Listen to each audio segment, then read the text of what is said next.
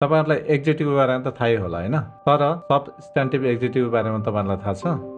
सबस्टान्टिभ adjective के हुन्, कस्तो हुन्छ, सेन्टेन्समा यसको भूमिका कस्तो हुन्छ, तपाईहरुलाई थाहा छ कि थाहा छैन? थाहा छैन भने यो भिडियो हेर्नुस्। नमस्ते, म Shanta Kumar Shrestha. Welcome to my YouTube channel Help in English. अब ढिलो नगरिकन भिडियोतर्फ लागौं। Let's get started.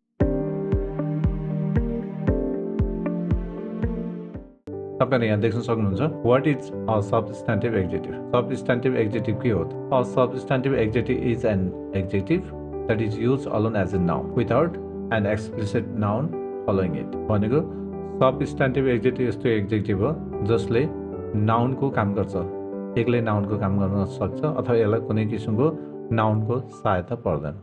तपाईहरु यहाँ देख्न सक्नुहुन्छ, it stands in a place of noun. केको लागि? टु रिप्रेजेन्ट पिपल और एब्स्ट्र्याक्ट कन्सेप्ट। भनेको नाउनकै भूमिका गर्नको लागि यो एक्लै सेन्टेन्समा उभिन्छ, यस्तो किसिमको हुन्छ। एन्ड यसलाई चाहिँ के दले लिड गरिरहेको हुन्छ, अथवा यो सबस्टान्टिभ एक्जेक्टिभ केसँग आउँछ त? दसँग आउँछ। Often preceded by the. What does it mean? It means substantive adjective दसँग आउँछ, द प्लस सबस्टान्टिभ एक्जेक्टिभ। बुझ्नुभयो? अब हेरौँ है त। तपाईहरु देख्न सक्नुहुन्छ फेरि यहाँ सबस्टान्टिभ एक्जेक्टिभ। अब यहाँ हेर्नु त, अघि हामीले एक्जेक्टिभको कुरा गर्यौँ, सबस्टान्टिभ एक्जेक्टिभको बारेमा कुरा गर्यौँ। यो के हो? सिक हो। सिक के हो? एक्जेक्टिभ हो, जनरली एक्जेक्टिभ हो, तर त्यसको अगाडि के आयो? द। के आछ त? द आछ। द सिक। यो के हो? सबस्टान्टिभ एक्जेक्टिभ हो। अब यसको प्रयोग सेन्टेन्समा गर्दाखेरि तपाईहरु देख्न सक्नुहुन्छ, द सिक भनेर प्रयोग गरेछ। The sick are. द सिकले के लियो? आर लियो। The sick plural. सबस्टान्टिभ एक्जेक्टिभको काम के रहेछ? प्लुरल नाउनको काम गर्छ, त्यसैले हामीले प्लुरल भर्ब आर लेख्यौँ। The sick are waiting outside the clinic, हैन? यसरी हामीले लेखिन्छ। अर्को हेरौँ, द अनइम्प्लोइड छ। यो अनइम्प्लोइड भनेको के हो? सबस्टान्टिभ एक्जेक्टिभ हो, यसको पछाडि नाउन आउनु पर्दैन। The unemployed are seeking jobs. The unemployed are seeking jobs. बेरोजगारीहरू, बेरोजगारी मान्छे भन्नु परेन के, हैन? द अनइम्प्लोइड भन्ने बित्तिकै बेरोजगारीहरू भन्ने बुझिन्छ, हैन? त्यस कारणले यस्तो एक्जेक्टिभहरूलाई के भनिन्छ? सबस्टान्टिभ एक्जेक्टिभ। अब अर्को छ ब्लाइन्ड। ब्लाइन्ड एक्जेक्टिभ हो, यसको अगाडि द आछ। The blind.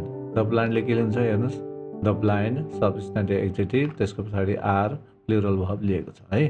The blind are टट skills in this school. Okay. अर्को हेरौँ, यहाँ के छ? द यङ छ।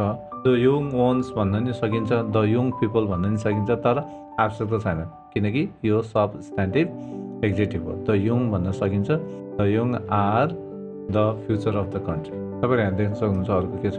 The elderly, the old. जे भनेको के हो? यो सबस्टान्टिभ एक्जेक्टिभ हो। The elderly are respected.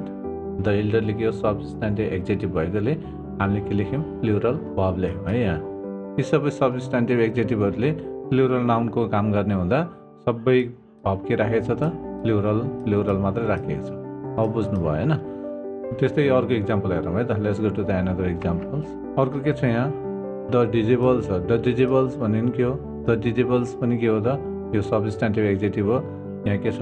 The डिजेबल्स are, हैन? त्यस्तै गरेर अर्को के छ? होमलेस छ।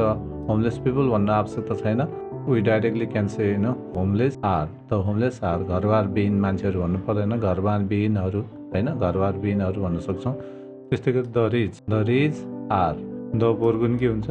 द पुअर ह्याभ, हैन? ह्याभ प्लुरल भयो। त्यस्तै गरेर अर्को द वान्टेडको के हुन्छ? The wanted are. यसरी हामीले सबस्टान्टिभ एक्जेक्टिभ प्रयोग गर्दाखेरि हामीले नाउन, त्यसको पछाडि नाउन प्रयोग गर्नु परेन, डाइरेक्ट हामीले भर्ब प्रयोग गर्न सकिन्छ प्लुरल नाउनको रूपमा, किनकि सबस्टान्टिभ एक्जेक्टिभ के हो? प्लुरल नाउनको काम गर्छ। ओके, ल हेरौँ त अब अर्को। सबस्टान्टिभ एक्जेक्टिभ प्रयोग गर्दा केही एक्जेक्टिभहरूलाई हामीले ध्यान दिनुपर्ने हुन्छ, हैन? We have to think about some of the adjectives. Let's talk about them.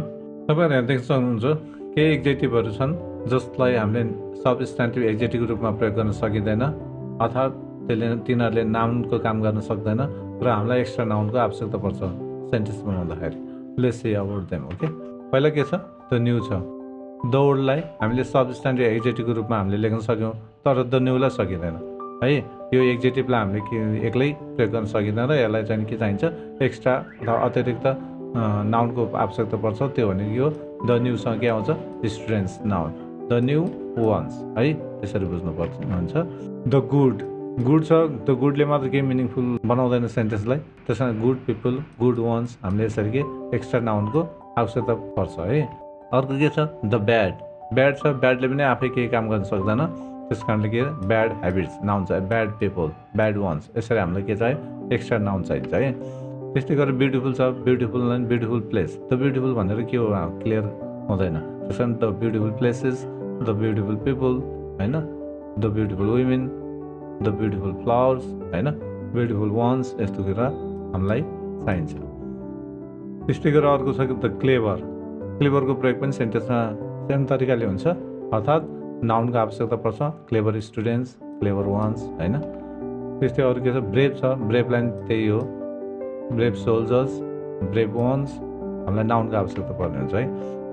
Ernest पनि त्यही हो, earnest what, earnest people, earnest ones होइन, यस्तै हो।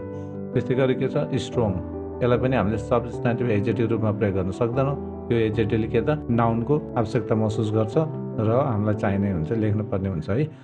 स्ट्रङ प्लेयर्स, स्ट्रङ वान्स होइन, स्ट्रङ म्यान, यस्तो। अर्को विक पनि त्यही छ, विक पनि के छ विक स्टुडेन्ट्स, विक वान्स। त्यस्तै अर्को के छ यहाँ अलिकति याद गर्नुपर्ने हुन्छ, द यङ आयो भने यो सबस्टान्टिभ एडजेक्टिभ रूपमा प्रयोग गर्न सकिन्छ, द यङ आर फ्यान्टास्टिक होइन, यस्तो किसिमको। तर यङसँग लुकिङ आइदियो भने यो किसिमको एडजेक्टिभलाई हामीले सबस्टान्टिभ एडजेक्टिभ रूपमा प्रयोग गर्न सकिँदैन र यसको पछाडि के को आवश्यकता पर्छ, नाउनको आवश्यकता पर्छ। तपाईँले यहाँ देख्न सक्नुहुन्छ the young looking actors, the young looking ones होइन, यसरी हामीले के त एक्टर्स वान्स भने जस्तै हामीले नाउनको प्रयोग गर्न पर्ने हुन्छ। यो भिडियो हजुरहरूलाई कस्तो लाग्यो, यदि हजुरहरूलाई साँच्चै मन पर्यो भने लाइक कमेन्ट सेयर पनि गरिदिनु होला। And if you are watching my video for the first time please don't forget to subscribe my YouTube channel and hit the bell icon. तपाईँहरूको सब्सक्रिप्सन लाइक कमेन्टले मलाई यस्तै भिडियो बनाउने हौसला मिल्नेछ, आशा छ हजुरहरूको सहयोग मैले पाउने नै छु। यति भन्दै आजको भिडियोबाट म बिदा हुन्छु। Will see in the next video. नमस्ते।